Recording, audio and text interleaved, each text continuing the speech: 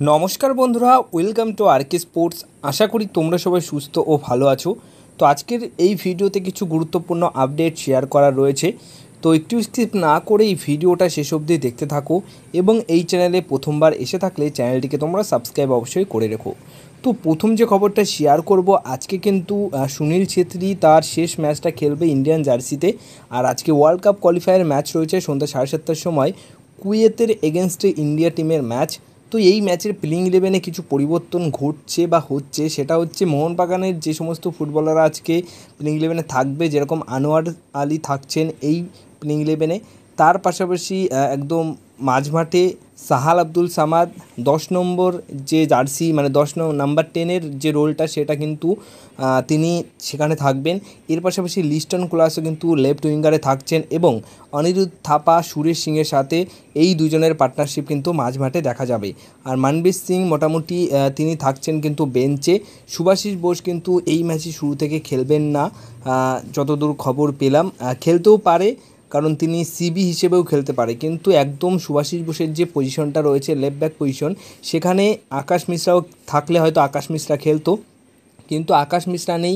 Option হিসেবে রয়েছে অবশ্যই জয় গুপ্তা এবং সুভাশিস বোস। তো সেই ক্ষেত্রে সুভাশিসকে হয়তো সিবিতে খেলিয়ে জয় গুপ্তাকে কিন্তু লেফট ব্যাক পজিশনে কনফার্ম খেলাচ্ছে আজকে কোচ ইগোর স্টিমাচ। এইরকমই প্লেইং ইলেভেন নিয়ে কিন্তু কিছু পরিবর্তনের কথা শোনা গেছে খেল নামের রিপোর্ট অনুযায়ী। এবার নেক্সট আপডেট যেটা রয়েছে, একদম কনফার্ম আপডেট যা এই মুহূর্তে রয়েছে, জনি কাউকে কিন্তু আগামী মরশুমের জন্য মোহনবাগান দলে থাকছে না। তার যে চুক্তি ছিল এই বছরের অবধি, তো এই বছরের তার চুক্তি তো শেষ হয়ে গেছে।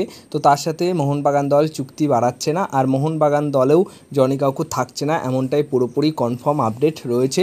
তার বদলে নতুন বিদেশি প্লেয়ার কিন্তু নিয়ে আসা হবে বা নিয়ে আসার চিন্তাভাবনায় রয়েছে।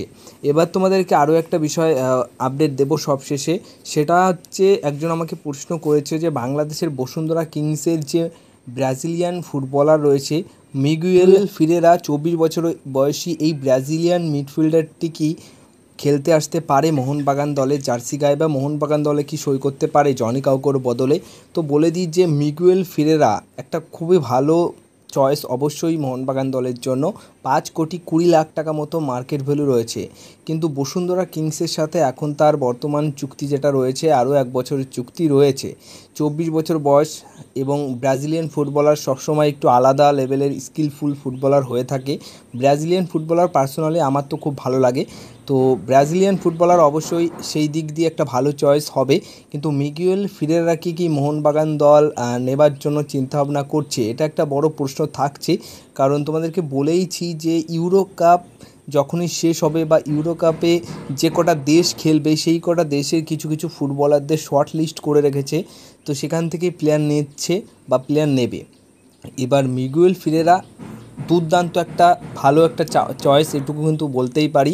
তার যা পারফরমেন্স বসুন্ধরা কিংসের হয়ে বাংলাদেশের ফুটবল লিগে, সেখান থেকে দাঁড়িয়ে অবশ্যই তিনি যদি মোহনবাগান দলে আসে বা তাকে যদি মোহনবাগান দল সই করায়, তাহলে একটা ভালো সাইনিং অবশ্যই হবে, এটা বলতে মেনে নিতেই হবে, কারণ ভালো একটা প্লেয়ার।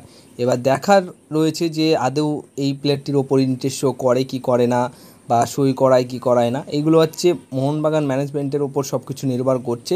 বাট হ্যাঁ, নিলে পারে কিন্তু একটা দুর্দান্ত সাইনিং অবশ্যই হবে, এইটুকু বলতে পারি এই প্রশ্নের উত্তরে। এবার তোমাদের কি মতামত সেটা অবশ্যই কমেন্ট বক্সে কিন্তু শেয়ার করো।